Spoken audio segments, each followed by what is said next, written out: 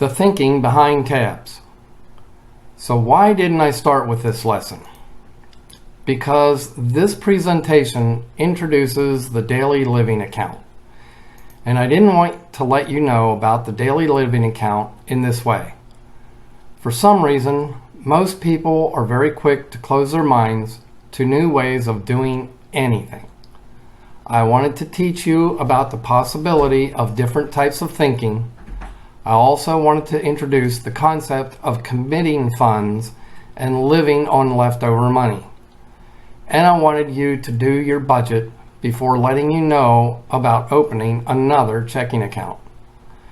These concepts take time for your mental processes to adjust to, and this presentation doesn't allow that time.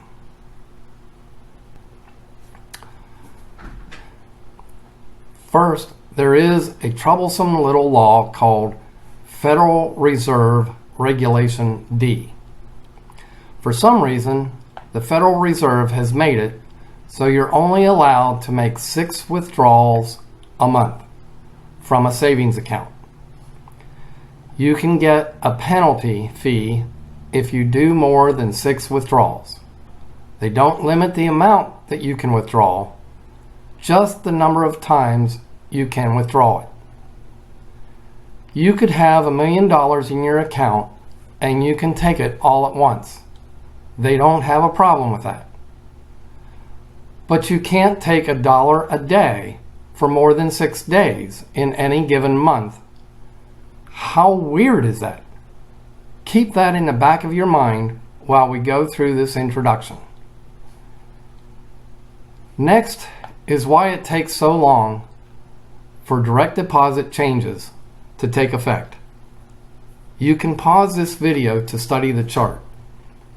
Basically, any change made during a pay period won't take effect until the next pay period. Then you still have to wait until that paycheck is deposited. A person's typical money flow is that your total paycheck gets deposited into your checking account, where it all gets spent. The problem with that is you're lucky to have any savings. Most people solve this problem by splitting their direct deposit and placing a small fixed amount of each paycheck into savings. The problem I see with this is, instead of automatically saving any overtime money, bonus money, or even a pay raise, that money automatically ends up in your checking account, where it also automatically gets spent. With tabs, the plan is to reverse the thinking. Instead of doing a small fixed amount into your savings, do a large fixed amount into your checking and a small net amount into your savings. This way, all overtime money, any bonus money, and even a pay raise will automatically end up in your savings, thereby maximizing your savings. The problem here is that when you want to change your allowance, direct deposit takes too long to change. The fix for that is to make your direct deposit put everything into your savings, and then set up the bank to give you a fixed weekly allowance, which is great for those getting paid monthly. It's like turning your monthly paycheck into a weekly paycheck. This is where that nasty Federal Reserve Regulation D law can make life miserable.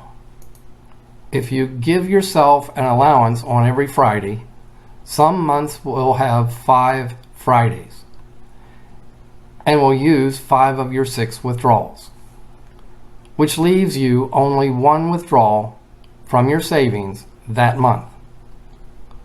To solve this savings withdrawal problem, you need to use a checking account as a savings account. Then you can make as many withdrawals as you wish.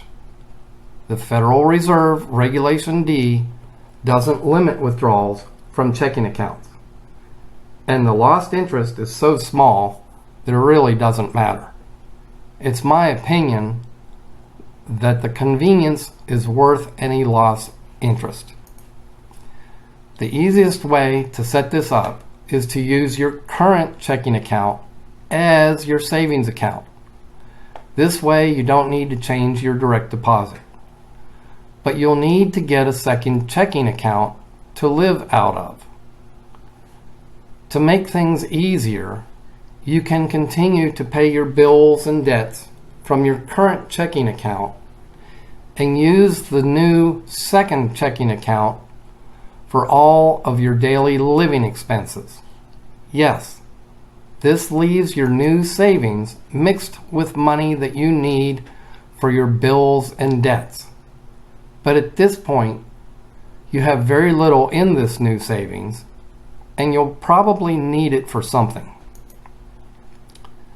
This arrangement also requires a minimum of change on your part, and also makes it easy to revert back to your current way of doing things in case you decide you don't like tabs. But remember, you're not taught to think this way so they can make more money from your mistakes. In a previous lesson, I mentioned that you should have a credit card for emergency use only. I think this credit card should be from the same bank. Then you can log in at any time and make a payment by simple transfer. No check to write and pray that it gets there before you're charged interest. This is the way your banking should look once you get your daily living account set up. The credit card is for emergencies only, not for buying stuff. Your daily living debit card is for buying stuff.